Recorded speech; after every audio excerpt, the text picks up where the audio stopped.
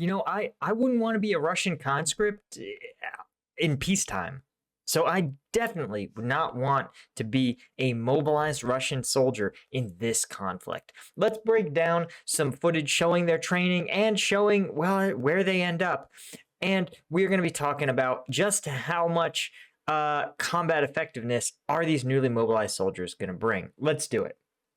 Okay, first, this is straight propaganda from, it says, mobilized Russian soldiers carry out stealthy night combat training. But I sort of suspect that there's some translation errors, and, well, let me just show you why. Okay, first off, wait, let's see if we can take a look at this. This is what looks like an AK-74. Gun nerds, I'm sure you'll be chiming in the comments to yell at me for getting anything wrong. But as you can see here, there's a big, hulking, just an absolutely massive optic here. Maybe this is supposed to be like a night optic, like maybe it's a thermal optic or something. But you can see normally, you know, the Russia's standard issue service rifle, the AK-101, I think, 103, that's supposed to have Picatinny rails all up here. And this doesn't have it. This is literally a 74 from 1974. Straight, no rail mounts, iron sights. This is just a blast from the past. In Russian-controlled areas of Ukraine, getting correct information is a matter of survival. But Russia and lots of other countries control what their residents can and can't view on the internet. In fact, private companies do the same thing, restricting what kind of shows and programs you can watch in different countries and markets. That's why more and more people are relying on VPNs.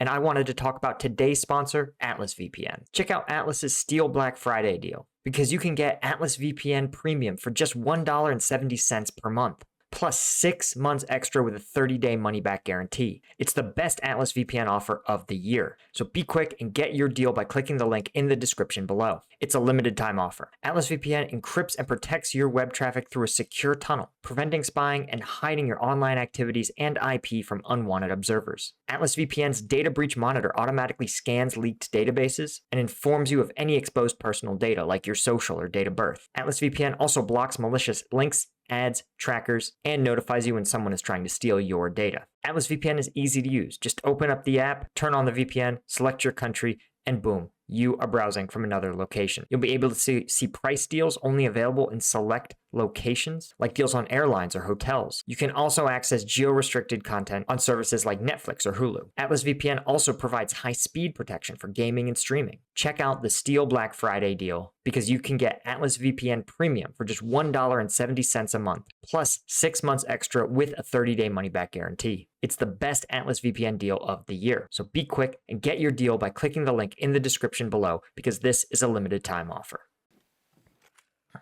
Okay, let's look at this dude's gear. He appears to have a plate carrier of some kind, a big hulking warm jacket, and the Russian standard issue helmet. It's got some 6BH something designation. So he looks like he's got a very rudimentary but complete kit. So he's lining up his target. Looks like he's engaging, you know, from the standing position. Seems to be using basically sound fundamentals of marksmanship. Wait, but here's what's interesting. Look at the plate carrier, right? So you can see the back here. The fabric is bending with the body. Ceramic plates, steel plates, they are very rigid, and you can very clearly see when there's plates inserted, because they stay rigid even as the torso moves. The fact that this is just sort of, you know, free means that those plates they're not training with plates. Obviously, if they can't get training plates, you hope it's because that the plates are on the front lines. But here's the other weird thing is that, you know, in the U.S. arsenal, we used expired plates, ballistic plates, as our training plates. So they would just, once they didn't pass inspection, they'd been in, you know, too many combat rotations, you know, they would just stamp them as for training use only and send them to troops, you know, in training areas. And that would allow the troops to, you know, get the real weight, the real feel of training in combat gear, just, you know, without having to actually expend very expensive ceramic SAPI plates. Yep. All right, soldiers are ordered to move, and they move to the prone position. Again, they're taking their positions. They're engaging targets. This looks like kind of a sort of live fire range a little bit, maybe. What's interesting, though, is they're firing in 2-round bursts. Again, live fire ranges, I get it. But actually, usually you won't want to put rounds down range only in so much as you can engage a target. But this is NATO doctrine, right? For us, it's like, hey, either engage your individual targets on semi, or go for your 3-round burst. But you want to be, if you're going to be suppressing, you want to have some sort of plan in place. You don't just suppress for the sake of suppression. You're going to want to either have your guns talk, which we're going to see here in a minute, or you're going to have just be providing a brief period of covering fire while someone else or another element maneuvers. So I think... Okay, I think what we saw there, you saw it very briefly. They appeared to be training their soldiers to have their guns talk. And again, in the U.S. military, we don't often do this. I think some soldiers may do it, but doctrinally, we have our machine guns do this, where gunner A fires and then pauses, lets their barrel briefly cool down. Gunner B then engages in this sort of gap, so that the result for the enemy downrange is a continuous stream of fire. It's also possibly a way to conserve ammunition, to maintain a level of suppression while not necessarily having one soldier burn their entire combat load. Again, it's not fundamentally unsound. This is obviously extremely basic, but this is the sort of combat experience you want. You may notice they do in fact have legit boots, but the Russian military doesn't usually issue tan boots. They issue black leather boots. You notice this has 0 or O painted all over it. That's probably a training designation. This looks like some sort of tank crew gunnery exercise. They are doing, again, a live fire range. But what's interesting is you don't really see the main gun of the tank engaging targets. You see their secondary weapon systems.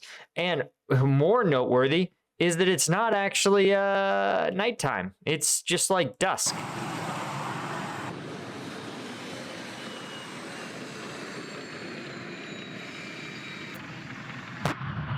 Okay, there's the main gun. Right, and then they have a gunner learning the basics of I guess, using their machine gun. It's not clear what he's aiming at. So when in NATO parlance, right, there's different kinds of ranges, or in the US parlance, we have FAM fire ranges. This is familiarization. This is the basics, right? When you first encounter a weapon system, or maybe it's a weapon system you're not going to use primarily in your MOS or specialty, but it's still important that you know how to operate it in a basic way. And so familiarization fire, there's sometimes targets out on the range, but really it's just about operating the weapon, loading it, unloading it, sort of understanding how to use the sights and how to, move the weapon, adjust the fire. That's a familiarization range. Then you have things like qualification ranges.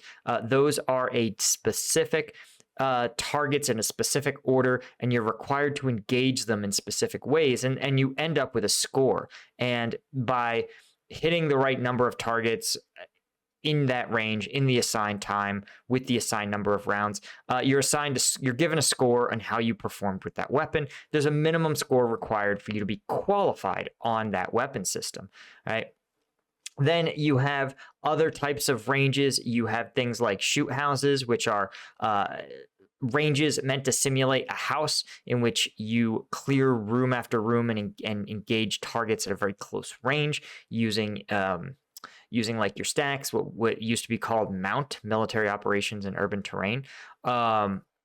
You also have live fire ranges, where that might be what this is, a type of live fire range, in which you do some basic tactical maneuvering while shooting live rounds. The idea is to kind of make it so that the first time you're actually carrying a live weapon and moving and shooting as integrated activities, that's not in combat, right? You get a little comfortable just treating your weapon as more like the tool that it is. Then, of course, you have combined arms ranges. And I think Russia's trying to create the image that this is a combined arms range. Those are when you actually have multiple elements working together to do a structured task. I did one combined arms range in which, we were operating from vehicles. We would drive along a set path. There would be like a simulated IED strike. Then the vehicles, we would do some like basic reactions to it. Then we would take simulated small arms fire. We would engage those targets, and then we would have a Kiowa come on station, and the Kiowa would actually deliver a live round to a designated target, and we would simulate talking to we would really talk to the helicopter, but obviously the helicopter knew at the start of the range where it was going to shoot. So those are the kind of combined arms ranges that are sometimes very expensive, but can be very good to soldiers because, as you probably could tell from the description, right, a qualification range is very, very simple and is built as a building block for combat skills. But in terms of things that will actually that best give you the tools for combat, a combined arms range is probably the closest you're going to get.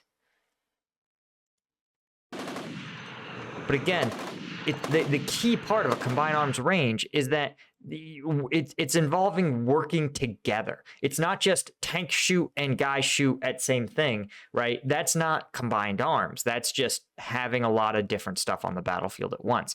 A combined arms range is either in which both elements, both types of units do some level of coordination and tactical maneuver to achieve some sort of effect. So an example would be, right, if you ask me to run a combined arms range, I would say, oh, okay, you're going to simulate having the tank advance through an urban area. Infantry will be behind the tank, and then the infantry will deploy out and like clear a building where the tank takes fire, and then they will call for fire on a target from inside the building, right? So, or if it was this environment, I would have it probably look similarly.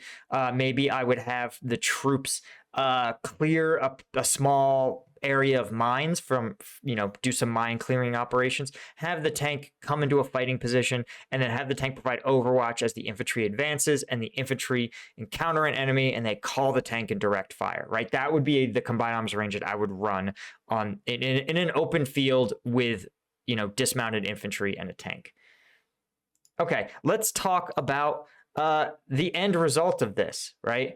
Let's take a look at, this is actually leaked footage of Russian mobilized soldiers who are surrendering in Kherson. Now, this is, looks like some Ukrainian footage. I think it's tagged from east to west. Okay, now check this out. Check out what's happening. Let's watch this. This is really relevant. Okay, so first off, we see this soldier here.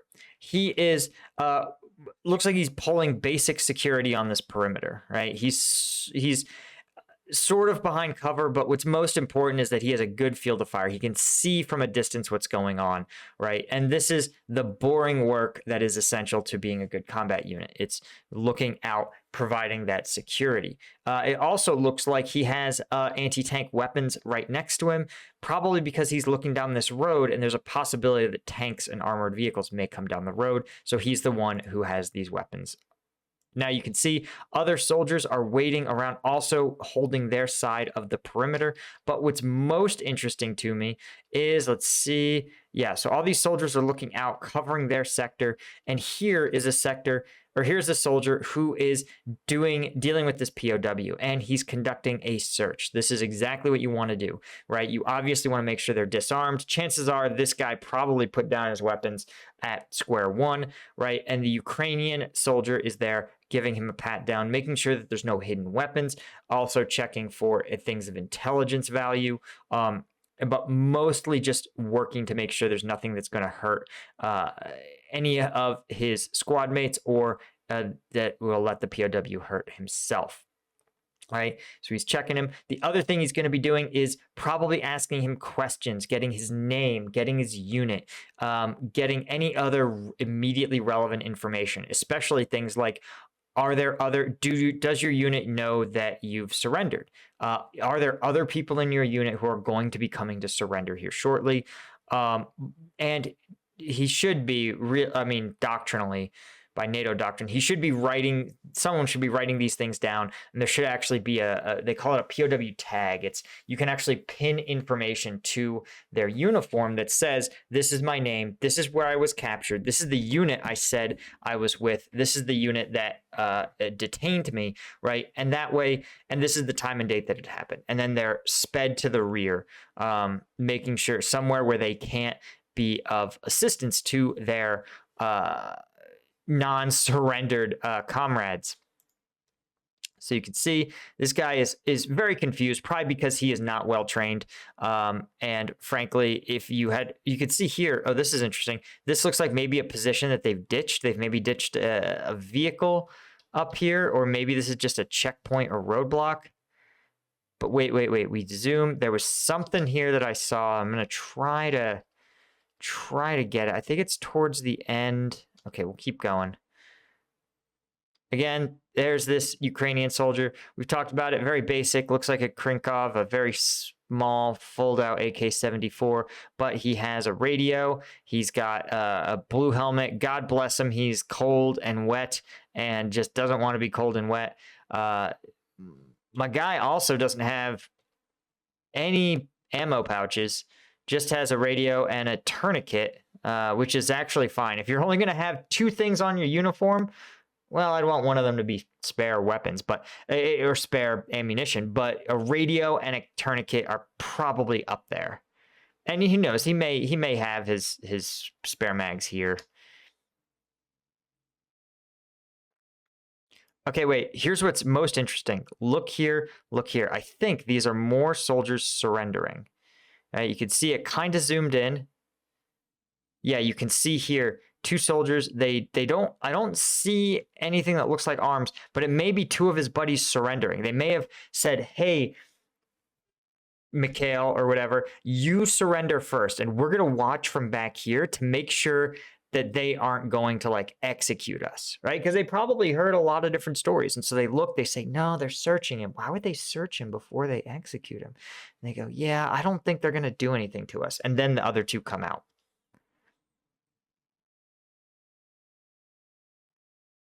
Right, you can see they finished searching this dude, and even he's got to realize, he's like, I want no part in this. I'm sure you can tell from the vibe whether you're talking to a hardened VDV fighter or some dude who was like, I was mobilized 2 weeks ago. I was given no training. I ditched all my gear before I approached you, and now I just want to like get the hell off the battlefield. Yep, there they are, just like we talked about. See, 3 more guys coming out. They said, hey, wow, they didn't shoot this dude. They're not going to, like, commit a war crime here. Let's also turn ourselves in. And as we discussed, I think this is the right call. This is the exact right call. Okay, this is just them replaying the same footage, the pat down and stuff. Again, if you're a civilian who's mobilized and you receive, 3 days of combat training, the best thing you can do is surrender. And we talked about this. Not only is it the best thing for your units already in the fight who need trained soldiers, they don't need to babysit. It's the best thing for you because your chances of dying are the lowest if you immediately get off the battlefield. And if Russia sends you there, Ukraine will probably send you away. But also, if your goal is to actually contribute to Russia's war effort, surrendering is also a good call because look, this is... Look, they've tied up an entire squad for hours processing these surrendering troops, right? It's going to take them at least a good hour to get them processed. They've got to take them to the rear, right? They'll get exploited for intelligence value, what little intelligence they have probably. But I hope you guys understand what exactly this is. And this like amateur hour battlefield stuff it has no business here. This is something that no one needs. Anyway, guys, thank you so much for joining me. Of course, if you want the combat video breakdowns that I can't show you that are just too intense for YouTube, and YouTube has definitely been cracking down a lot, you want to become members of the Patreon. The link is in the description. But thanks again to my lieutenant tier patrons. There's so many of you guys, and I'm so, so grateful for all your support. I'll see you all in the next one.